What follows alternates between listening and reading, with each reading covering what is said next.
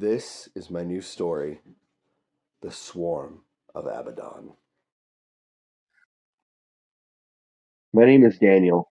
If you were to ask me before all of this if I thought there was an all powerful God who created everything, I probably would have laughed. I used to make fun of anyone who had anything to do with Jesus or Yahweh. It all seemed so silly for me to think that some supernatural being that can do anything existed or even gave a shit about anyone at that. I used to think if God were real, why doesn't he blah blah blah fill in the blank? I didn't understand then what I know now. After seeing people disappear out of thin air, watching fire and blood rain down from the sky, the sea turning red and thick like blood, our drinking water poisoned, and the world going dark, showed me his existence. People would sell, kill, eat, rape, and throw their children away like trash. People would hoard their wealth and let others starve and burn in the sun without lifting a finger to help. We were greedy, selfish, we killed one another.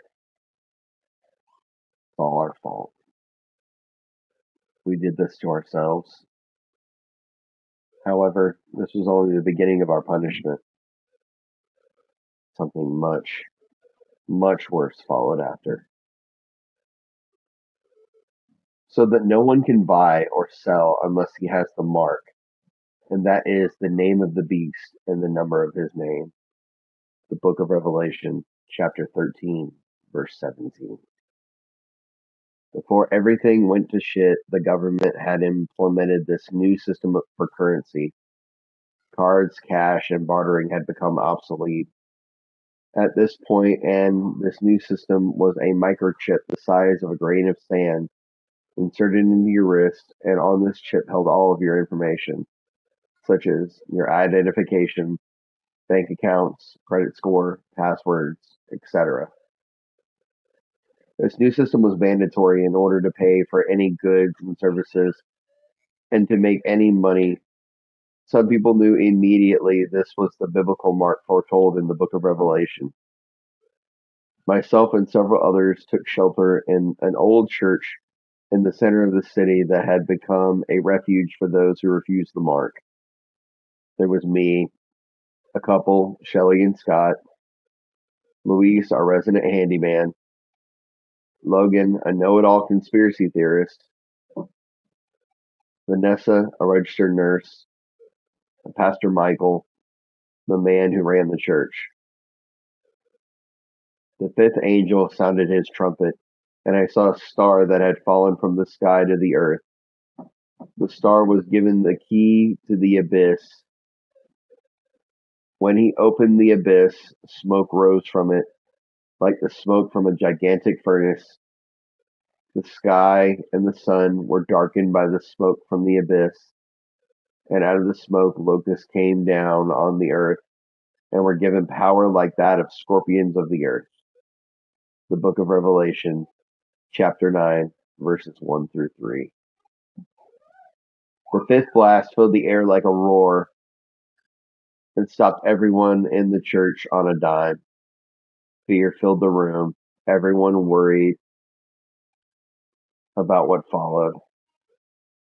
Myself and a dozen people took refuge in the old church to shelter us from the darkness that outside world had been infected with. Those of us who refused the chip had to scavenge and hide from the government's police, who had orders to arrest any vagrants walking the streets. Not that any of that mattered anymore. Pastor Michael looked after us and educated us on the prophecy foretold in the Bible, as well as providing shelter for those who refused the ultimatum. Don't be afraid. We're safe from what's coming. Pastor Michael addressed us, reassuring us of safety.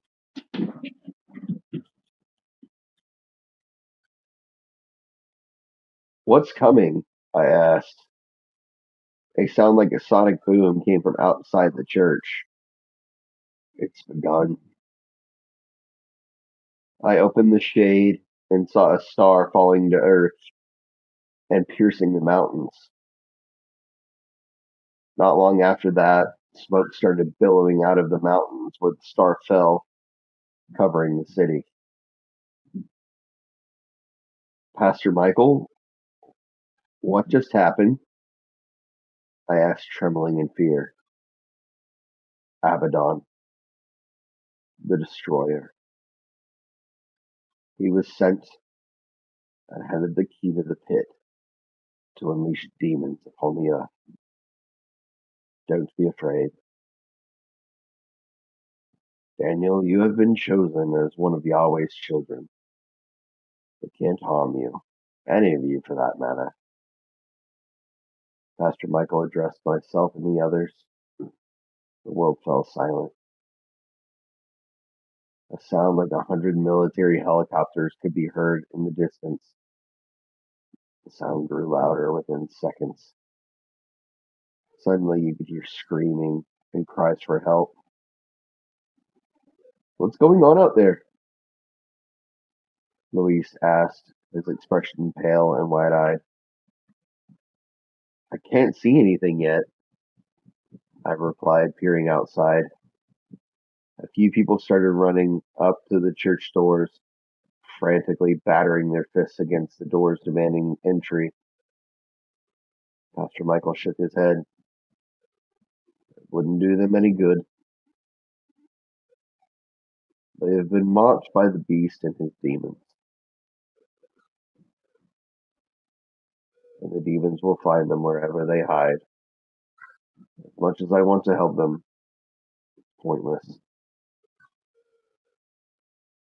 They were told not to harm the grass of the earth or any plant or tree, but only those people who did not have the seal of God on their foreheads.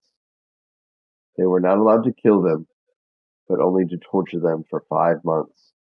And the agony they suffered was like that of the sting of a scorpion when it strikes. During those days, people will seek death, but will not find it. They will long to die, but death will elude them. The book of Revelation, chapter 9, verses 4 through 6. A large creature the size of a Clydesdale horse landed next to the window I was looking out. I wish I'd never seen this thing. It was like something out of an H.P. Lovecraft story. Its body was horse-like.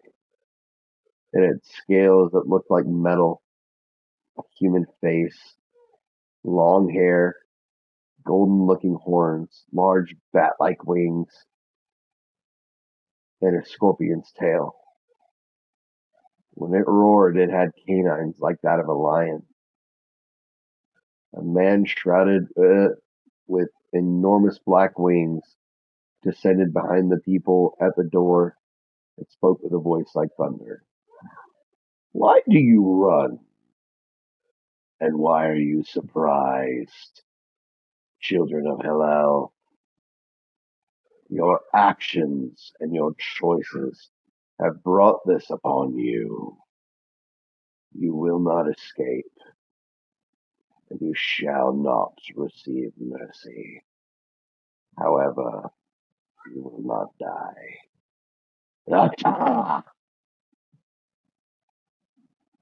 The demon rushed towards the people at the door and struck each of them with his tail, one by one. The creature was so fast you barely saw it move. It struck people with precision as to not fatally wound anyone. I could hear them screaming in agony, like they were being tortured with fire. The shrouded angelic being approached the door, placed his hand gently on it, causing it to fly open like it was being kicked in. It stepped into the sanctuary with authority and moved to the center of the room. The chosen, the ones Father deems worthy of his love and protection. It scoffed at us. Though not all of you were chosen. No, not all.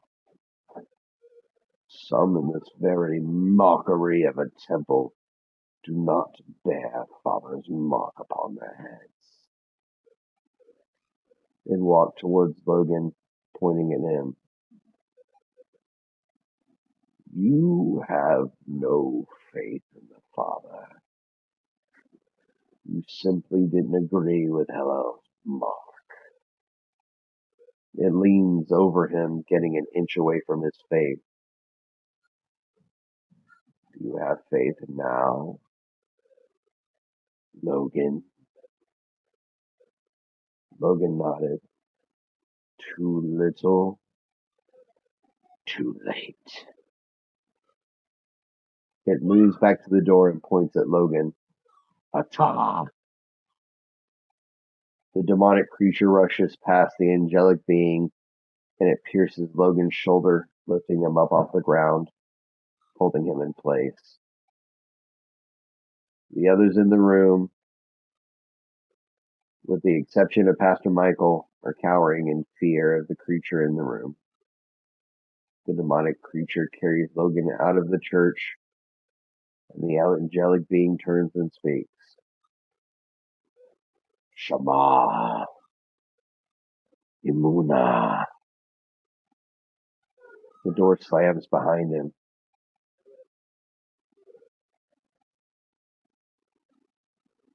More is coming. Pastor Michael addressed the room. Who was that? And why take Logan? He was annoying, sure, but why? He didn't have the chip, right? That was Abaddon, the destroyer. He controls the demonic creatures you saw. He's an angel. As for our dear friend Logan, he had no faith in the Father. Not receiving the mark doesn't disqualify him from the Father's wrath. He chooses those who choose him. And Logan refused, therefore he didn't have Yahweh's mark on him. And he was stung by the demon.